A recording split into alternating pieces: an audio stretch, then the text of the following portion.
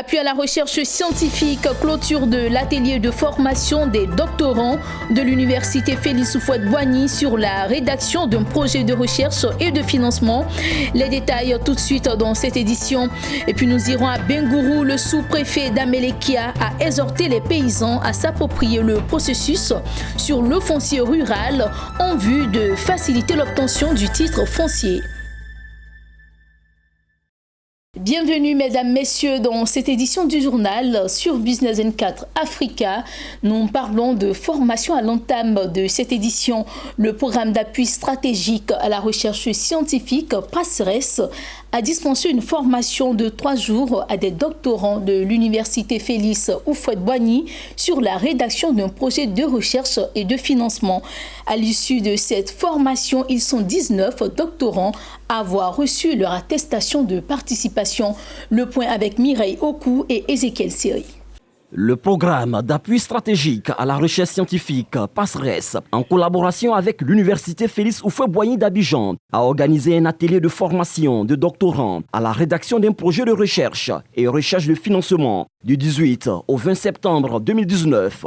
Pendant ces 3 jours de formation, plusieurs modules ont été abordés, notamment les stratégies de recherche du financement et l'analyse des risques. La remise de support de cours et attestation de participation a marqué la clôture de cette formation. Pour cette 3e édition, le professeur Ouattara Lassine a exhorté les doctorants à mettre en pratique les acquis de cet atelier afin de bénéficier des différents financements. Pour entrer dans cette école doctorale, il va falloir faire un projet de recherche, expliquer le mode de financement pour le projet, associé à d'autres critères pour que l'on soit sélectionné dans une école doctorale. Tout le monde ne peut pas devenir docteur. Ailleurs, c'est comme ça. Il n'y a pas de raison qu'en Côte d'Ivoire, ce soit différent. L'objectif premier de cet atelier est d'accompagner les doctorants dans leur recherche de financement. Il vise également à renforcer leur capacité rédactionnelle. C'est une activité qui s'est bien déroulée. Il y a eu plusieurs formateurs qui ont chacun déroulé un module précis dans lequel ils ont donné une formation théorique et pratique aux étudiants. Notre objectif, c'est de faire en sorte qu'ils puissent bénéficier de financement pour promouvoir, développer leur recherche. Les doctorants, quant à eux, se disent satisfaits des enseignements reçus. Après cette formation, on a eu à voir les critères d'éligibilité par rapport à certains financements. Donc je ressors de ce séminaire vraiment chargé de formation. C'est une belle initiative. Au terme de cette activité, je sais désormais rédiger une note conceptuelle. Nous savons maintenant les exigences des différents bailleurs. Ça fait que nous avons les rudiments nécessaires pour postuler. Le programme d'appui stratégique à la recherche scientifique PASRES, à travers cet atelier de formation, tient à encourager les recherches des étudiants et leur donner les outils nécessaires pour avoir accès au financement. À présent, parlons d'agriculture dans la ville d'Abengourou. Le sous-préfet d'Amélékia, localité située à une 15aine de kilomètres d'Abengourou, a exhorté les populations à s'approprier le processus sur le foncier rural en vue de faciliter l'obtention du titre foncier. C'était à l'occasion d'une réunion de sensibilisation menée par la Fédération des organisations de café-cacao sur le recensement des producteurs. Notre correspondant dans la région de l'Indénieux, Blanc Joseph Assalé, nous fait le point.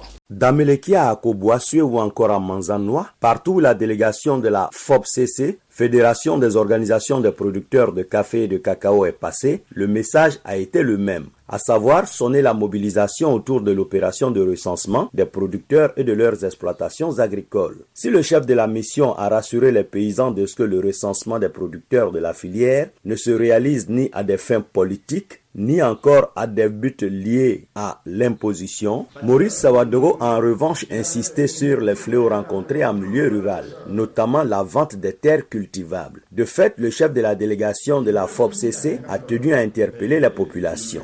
Les terres ne se vendent pas. Un individu n'a pas le droit de vendre la terre.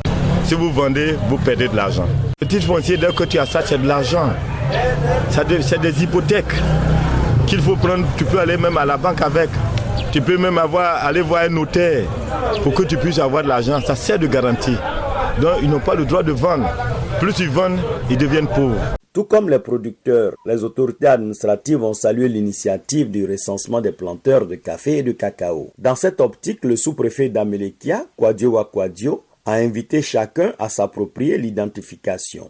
Le certificat foncier, tout le monde connaît le goût du certificat foncier. Et l'un des problèmes que rencontre le producteur ou le planteur pour se faire établir un certificat foncier, c'est parce que ça coûte trop cher et c'est parce que le géomètre doit aller délimiter sa parcelle. Voilà une occasion qui se présente. Le Conseil Café Cacao nous envoie des agents, comme vous a présenté ici, qui vont venir vous recenser, vous et vos plantations. Notons que ce sont 13 délégations de la FOPCC qui sillonnent les zones de production dans le cadre de la campagne de sensibilisation des producteurs de café et de cacao en vue de leur recensement.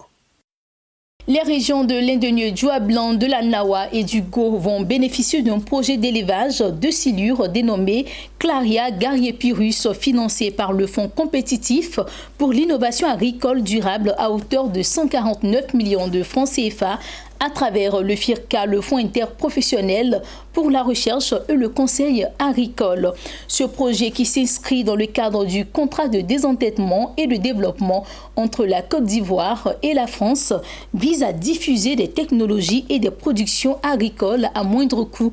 Reportage signé Joseph Assali.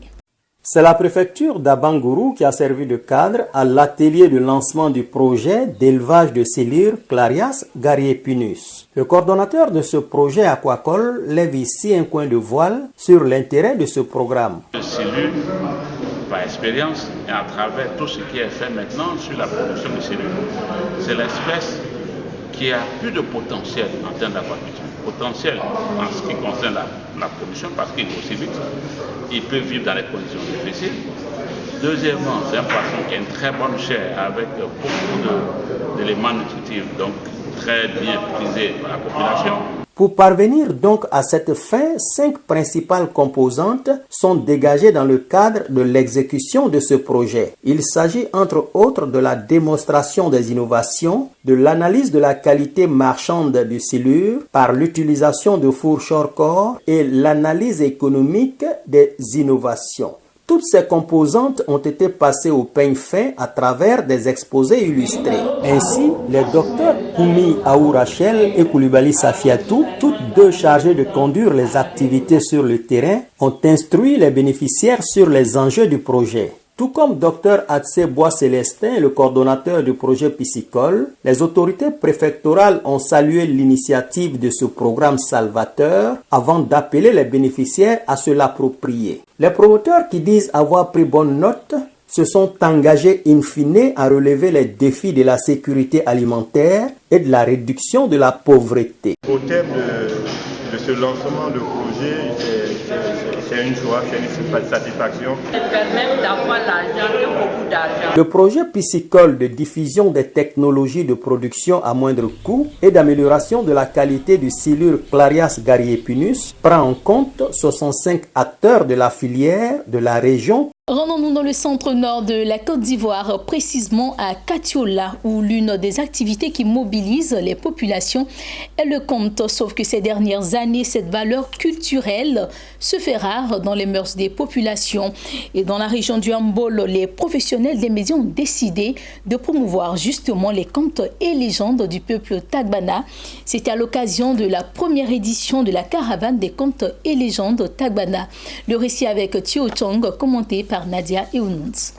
À Katiola, c'est autour de ce feu de bois qu'a eu lieu l'apothéose de la première édition des contes et légendes du peuple Tagbana. Dieu a fait un enfant qui était une fille.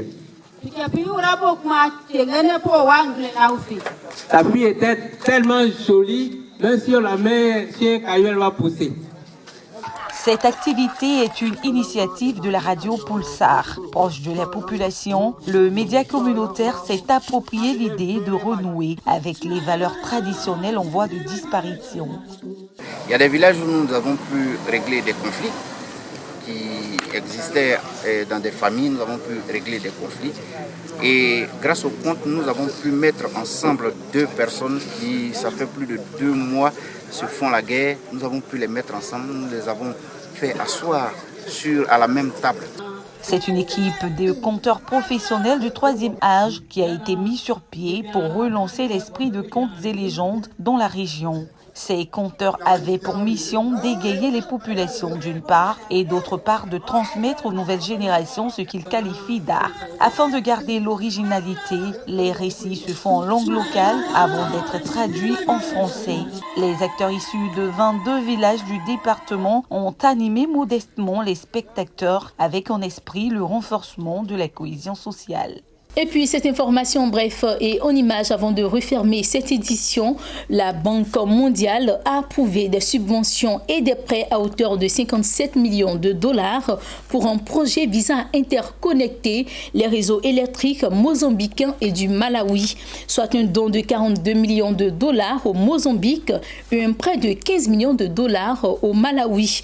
Le projet permettra aux deux pays de s'engager dans le commerce bilatéral. Voilà, c'est sur cette note que nous refermons cette édition. Restez sur Business 24 Africa. Les programmes se poursuivent. À très bientôt.